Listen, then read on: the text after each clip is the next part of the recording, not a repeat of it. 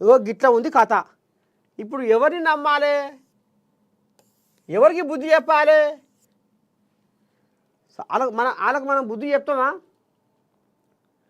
ఓ గురువు నీ మనసు ఊరి చివర చెరువు, ఎంతో పరువు గల్లది నీ కొలువు. ఓ గురువు నీ మనసు ఊరి చివర చెరువు, ఎంతో పరువు గల్లది నీ కొలువు. గుడిలో త్రిమూర్తులు బడిలోని సూక్తులు, అయినా మేము ముందు నీకే దండము పెడితిమయ్యా. ఎందుకంటే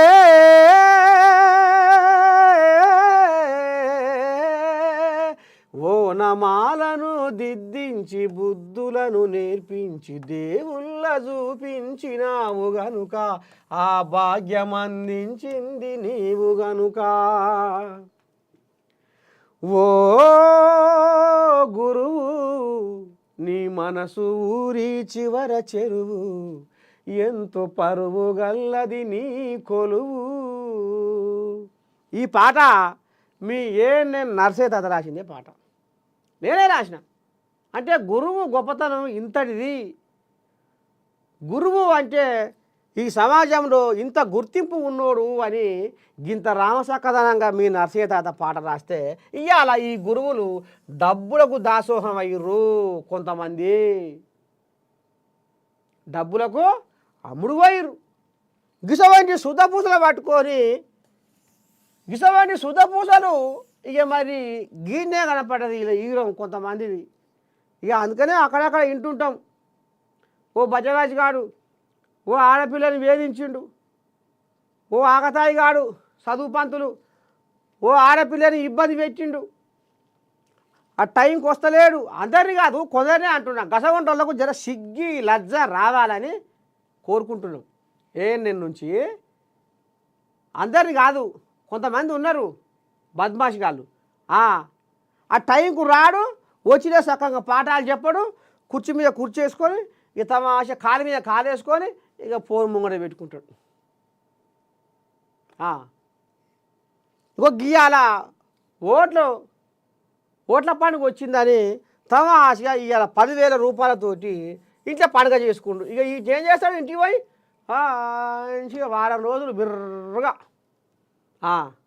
సుక్క బుక్క బిర్రగా వస్తుంది. ఇక కోయాగా వేసి మంచిగా వంతుంది. ఇక నడింట్లో ఏమన్నా లజ్జ సిగ్గు ఉండాలి. అందరు కాకపోయినా కొందరు ఉపాధ్యాయులకు లజ్జ సిగ్గి ఉండాలి అంటున్నాం. డబ్బులు అంటే వీళ్ళకి పానం లేచి వస్తుంది.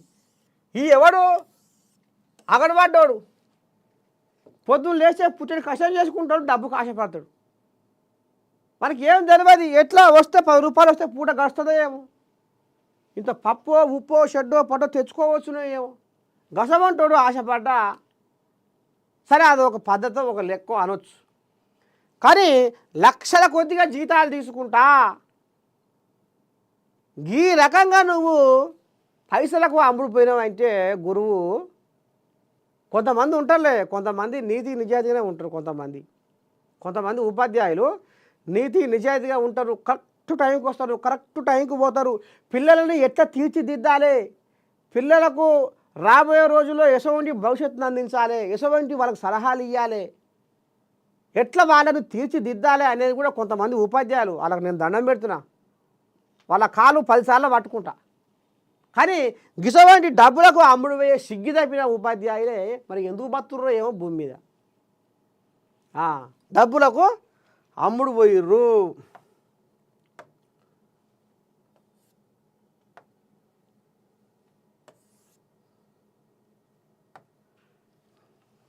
బీజేపీతో పొంచి ఉన్న ప్రమాదం.